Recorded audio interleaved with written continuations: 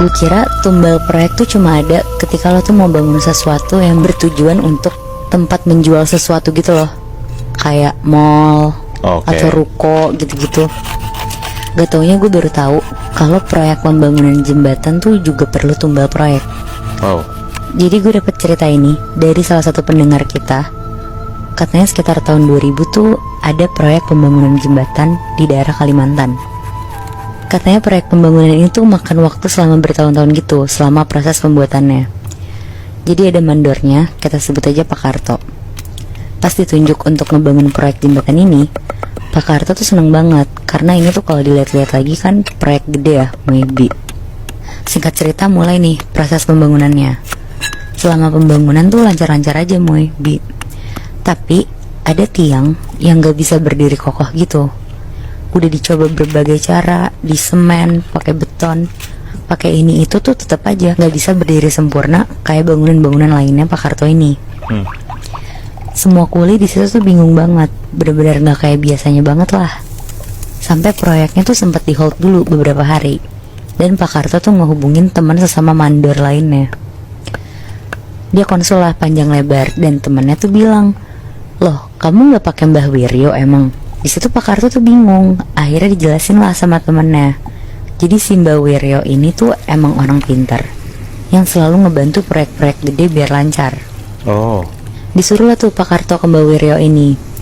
Besokannya pagi-pagi kayak jam 9-an, Pak Karto jalan tuh ke tempatnya Mbah Wiryo. Agak jauh kayak masuk-masuk ke pedalaman sawah gitu. Sampai akhir ketemu nih rumahnya. Di situ Pak Karto tuh langsung memperkenalkan diri dan ngasih tahu tuh apa aja keluhannya selama proyek pembangunan. Langsung disuruh tuh sama Mbah Wiryo untuk nanem kepala kerbau di lokasi pembangunan proyek. Dan kayak dikasih bacaan-bacaan juga gitu. Akhirnya Pak Karto tuh langsung ke lokasi pembangunan dan minta tolong temennya buat cariin kepala kerbau buat ditanam. Pas udah ditanam, besokannya tuh Pak Karto langsung nyuruh semua kuli untuk ngelanjutin pembangunannya pagi-pagi. Nah pas besokannya ini Moibi, tetap sama tuh ternyata bangunan tiangnya tuh tetap nggak bisa kokoh. Dan Pak Karto di situ tuh udah kebingungan banget. Nah karena kemarin udah minta nomor telepon si Mbah Wiryo, langsung lah pada saat itu juga dia nelfon Mbah Wiryo pakai HP-nya. Dikasih tahu tuh kalau ini tuh tetap nggak berfungsi, padahal si Pak Karto tuh udah nanem sesuai petunjuk. Bahkan sampai didoa-doain juga tetap nggak bisa. Akhirnya si Mbah Wiryo tuh di situ langsung nyuruh Pak Karto untuk nyari tumbal lainnya. Tapi Moibi, kali ini tuh udah bukan binatang lagi, tapi manusia. Kaget banget tuh sebenarnya si Pak Karto ngedenger itu. Tapi demi keberhasilan proyek ini, Pak Karto tuh rela buat dengerin si Mbah Wiryo. Di situ Pak Karto diminta untuk cari tumbal 2 kuli yang kerja di situ juga. Nah karena si Pak Karto bingung untuk ngerjain ini sendirian, akhirnya dia ngajak satu orang kepercayaannya yang udah kerja bareng sama Pak Karto dari lama. Tapi kuli juga Nat? Kuli juga sih Moy, tapi dia tuh orang kepercayaannya si Pak Karto ini, bisa dibilang kayak asistennya gitulah. Nah sebut aja namanya tuh Mas Raihan. Diceritain lah semuanya ke Mas Raihan ini.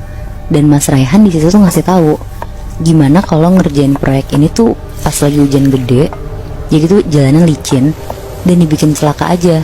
Nanti dibantu senggol sama Mas Raihan. Pokoknya ini tuh kalau dibayangin tuh bener-bener di luar nalar banget Moibi. Gue aja sampai ngilu sendiri. Terus abis itu akhirnya udah nih, karena musim hujan juga, pas banget lagi ngerjain proyek tuh hujan deras. Pas lagi hujan-hujannya, semua kuli tuh disuruh tetap kerja karena ngejar target waktu. Terus ada nih satu kuli namanya Mas Riko. Dia tuh ditargetin nih sama si Mas Raihan untuk jadi tumbalnya. Jadi si Mas Riko ini tuh lagi ngecek sambungan besi tiang di bawah jembatan. Nah karena di situ hujannya lagi deras banget, pasti kan airnya tuh kena mata terus kan. Jadi si Mas Riko ini tuh nggak bisa ngeliat jelas-jelas banget lah, karena di situ dia tuh juga terus-terusan ngelap mukanya pakai tangannya dia. Terus si Mas Raihan ini tuh ngebuat celakanya dengan ngebuat pegangan tangga yang ada bautnya itu tuh dibuat kendor sama dia. Akhirnya si Mas Riko ini tuh jatuh, kepalanya kejedot dan langsung jatuh ke kerikil-kerikil semen dan aspal. Anjir.